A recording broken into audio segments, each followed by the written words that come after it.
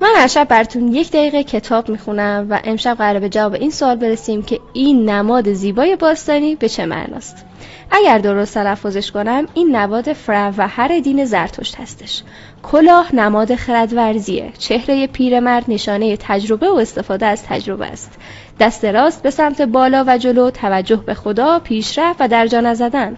دست چپ حلقه نشانه تعهد و پیمان که الان کل دنیا برای نامزدی و ازدواج حلقه میکنیم دستمون، یعنی سر حرفمون بمونیم. دایره وسط به معنای وجود کارما، از هر دستی که بگیری از همون دست پس میگیری. 2 بال داریم که در هر بار 3 لایه هست، 3 شعار معروف دین زرتشت که میگه گفتار نیک، پندار نیک و کردار نیک که برای رشد و تعالی بهش احتیاج داریم. 1 بال پایینی هم وجود داره با 3 لایه گفتار بد، کردار بد و پندار بد که باید زیر پا گذاشته بشه. 2 رشته آویخته به دایره هستی، اونی که جلوه یعنی اندیشه پاک و اونی که پشتشه یعنی اندیشه بد.